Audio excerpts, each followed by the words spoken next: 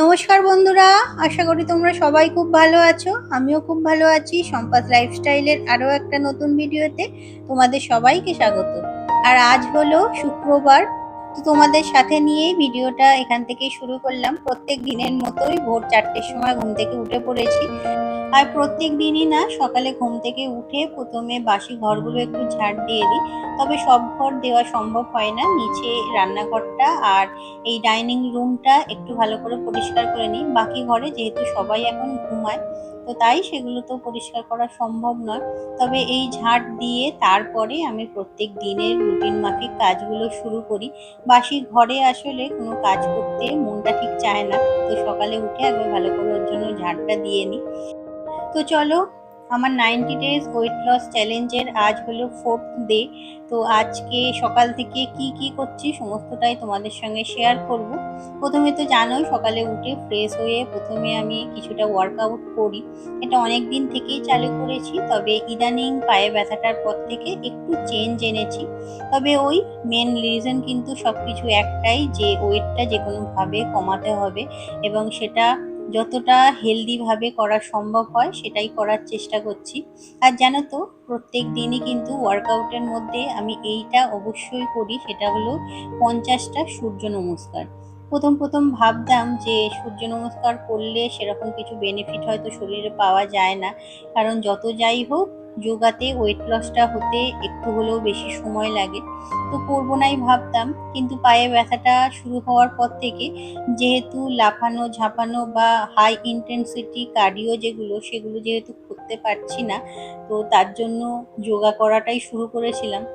তবে সূর্য নমস্কার করতে করতে দেখলাম বেশ কিছুক্ষণ পর থেকে কিন্তু প্রচন্ড পরিমাণে ঘাম হতে শুরু করে। আর জানো তো, এটা এমন একটা যোগা, শরীরের প্রায় প্রত্যেকটা অংশ কিন্তু এই যোগাটার মাধ্যমে এনগেজ হয়। তবে ওয়েট লস এর মাধ্যমে কতটা হয় কি না হয় জানি না, তবে একটা খুব পজিটিভ দিক আমি লক্ষ্য করছি।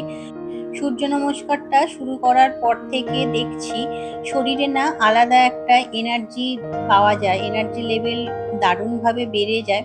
যেহেতু সারা শরীরের একটা ব্লাড সার্কুলেশন বাড়তে থাকে, তার ফলে না ব্যায়ামটা করলে এনার্জি লেভেলটাও অনেকটা হাই হয়ে যায়। তো ওর জন্য প্রত্যেক দিনই আমি প্রথম প্রথম 40টা করে করতাম, কিন্তু ইদানিং 50টা করে করতে শুরু করেছি। ইচ্ছা আছে এটা আস্তে আস্তে 100-এ নিয়ে যাব। তবে তার জন্য সময়টাও হয়তো একটু বেশি দিতে হবে, দেখি চেষ্টা করে। তো যাই হোক, সকালে যা যা ব্যায়াম থাকে সব কিছু কমপ্লিট করে এখন চলে এসেছি রান্নাঘরে। আর রান্নাঘরে আমাকে 5:30 থেকে 6টার মধ্যে ঢুকতেই হয়। আর আজকে জানো তো, সকালে আর কোনো গরম জল খাইনি। কাল রাতে একটু মেথি ভিজিয়ে রেখেছিলাম, তো সেই মেথির জলটাই খাবো। আর সবজি সব কেটে রেখেছি, কিছুটা সিদ্ধ করব আর কিছুটা তরকারি করব। বাড়িতে সবজি সেরকম বিশেষ কিছু ছিল না, তো তাই ভাবছি একটু ওই আলু পোস্ত, মুসুর ডাল করব আর মাছটা রান্না করব। আর আমি যেহেতু আলু অতটা খাবো না, তো ভাবছি ওই কিছুটা সবজি আছে সেগুলো সিদ্ধ করে নেব। আর প্রত্যেক দিনই প্রায় সবজি সেদ্ধটাই খাওয়া হয়ে যাচ্ছে। তোমরা হয়তো ভাববে যে একই রকম একঘেয়ে খাবার খাচ্ছ। আসলে জানো তো, সবজি সেদ্ধ খেতে আমার কিন্তু বেশ ভালো লাগে। ওই সামান্য একটু নুন দিই আর দুটো তিনটে শুকনো লঙ্কা পুড়িয়ে ওর সঙ্গে মেখে নিই। তেলটা একেবারেই নামমাত্র কয়েক ফোঁটা দিই, তাতেই বেশ খেতে লাগে। তাই ভেবেছি যতদিন পর্যন্ত ভালো লাগছে আর যতদিন মোটামুটি বাড়িতে সবজি অ্যাভেলেবেল থাকছে বিভিন্ন রকমের, তো সবজি সিদ্ধটা প্রত্যেক দিনেরই ডায়েটে রাখবো। আর এটা খাওয়া তো অবশ্যই ভালো, তোমরা জানোই। তো যাই হোক, তারপরে রান্না বান্না বসিয়ে দিয়েছি। আজকে অনেক দিন পর পেঁয়াজ ফোড়ন দিয়ে একটু মুসুর ডাল করছি। পেঁয়াজ ফোড়ন দিয়ে মুসুর ডালটা খেতে না আমার ভীষণ ভালো লাগে।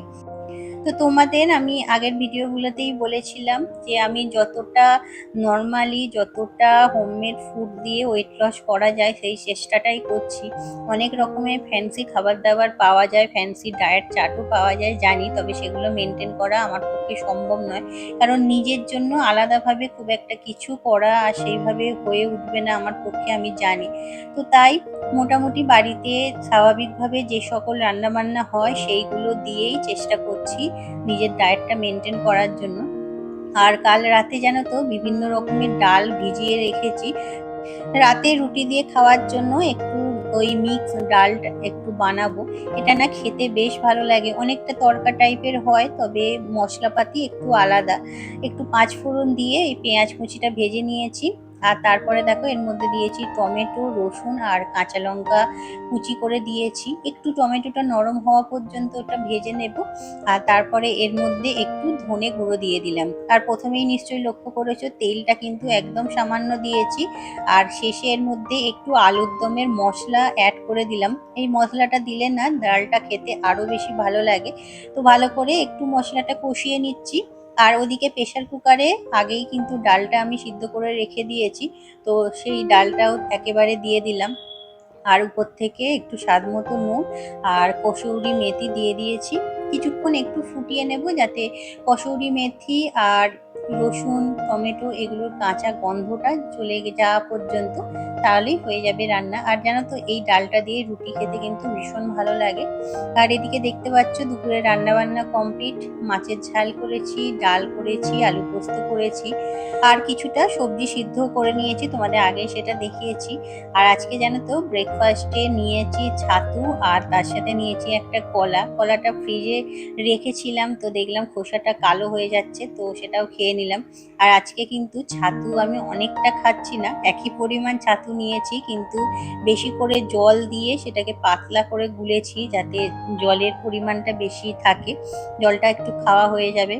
তো ব্রেকফাস্ট করে এখন এই যে চলে এসেছি উপরে। আর বাবি এখন বারান্দায় খেলছে ফুটবল। আসলে ও ঘরের মধ্যেই ফুটবলটা খেলতে চায়, কিন্তু জানো তো বল দিয়ে এত জোর জোর মারছে, ঘরে বিভিন্ন রকমের জিনিস এদিক ওদিক থেকে পড়ে ভেঙে যাচ্ছে। তো ওকে বললাম ওর জন্য তুই বারান্দায় গিয়ে খেল।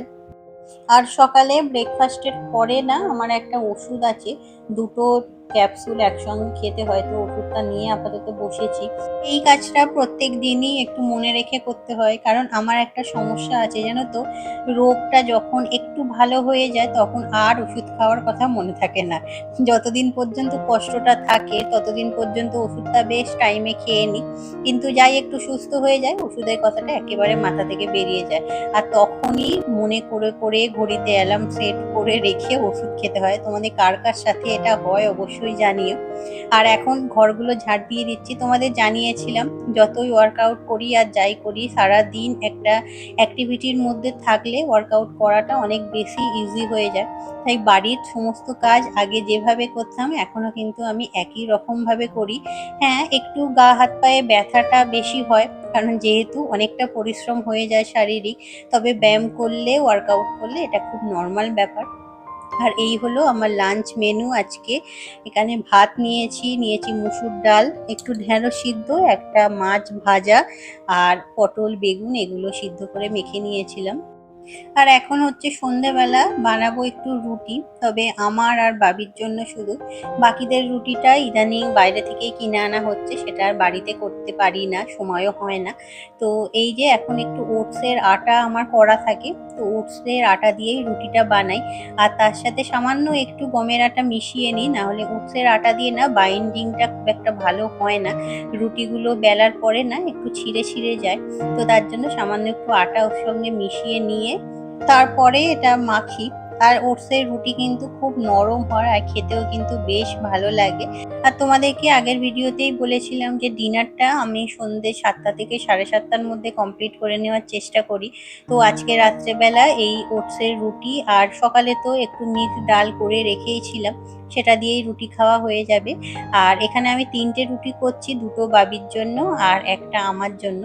তবে এর আগে বেশ কিছুটা কাজ আমি কমপ্লিট করে নিয়েছি, কারণ একটু পরেই খাওয়া দাওয়া করেই বেরোতে হবে বাবানকে নিয়ে। বাবানের আজকে টিউশন ক্লাস আছে, আর তোমাদের দাদা ভাইয়ের এখন ফিরতে ফিরতে যেহেতু অনেকটাই দেরি হয়ে যায়, তাই সন্ধেবেলা যেখানে যা যাওয়া সেগুলো এখন আমারই দায়িত্বে পড়েছে। তো সন্ধেবেলাটা ওর জন্য আরো বেশি ব্যস্ত হয়ে গেছি। সাঁতার ক্লাস বলো, পড়াতে নিয়ে যাওয়া বলো, সমস্ত জায়গাতে এখন আমাকেই যাতায়াত করতে হয়। তবে বাবিকে আজকে নিয়ে যাব না, সাঁতার ক্লাসে যেহেতু একটু বেশি সময় লাগে, ওই সময়গুলো বাবিকে নিয়ে যাই। আর টিউশন ক্লাসে তো দিয়েই চলে আসতে হয়, তাই আর বাবিকে নিয়ে বেরোই না। তো যাই হোক, রুটিগুলো এখন বেলে নিচ্ছি। আর দেখতেই পাচ্ছ আটাটা দেওয়া আছে বলে কিন্তু রুটিটা এত সুন্দর বেলা যাচ্ছে। না হলে শুধু ওটস থাকলে না রুটিগুলো একটু ফেটে ফেটে যায়, ছিঁড়ে ছিঁড়ে যায়। তো সেক্ষেত্রে বেলতে বা সেঁকতে একটু অসুবিধা হয়। তো সামান্য একটু আটা ওর জন্য মিশিয়ে নিই। তবে সবসময় যে শুধু ওটসের গুঁড়ো দিয়েই করি সেটা না, মাঝে মাঝে আটার সঙ্গে ছাতু মিশিয়েও রুটি করি, সেটাও কিন্তু খেতে বেশ ভালো লাগে। আসলে গমের মধ্যেই ক্যালোরিটা অনেকটা বেশি, সেই তুলনায় ওটস বা ছাতুর মধ্যে কিন্তু ক্যালোরিটা একটু কম থাকে। আর ওটস বা ছাতু এগুলোতে কিন্তু ফাইবারের পরিমাণটা গমের থেকে অনেকটা বেশি থাকে, তার ফলে হজমেরও অনেক সুবিধা হয়, পেটটাও অনেকক্ষণ ভরে থাকে। তো তাই আটার সঙ্গে এগুলো অল্টারনেট করে মিশিয়ে মিশিয়ে সন্ধেবেলা রুটিটা করি।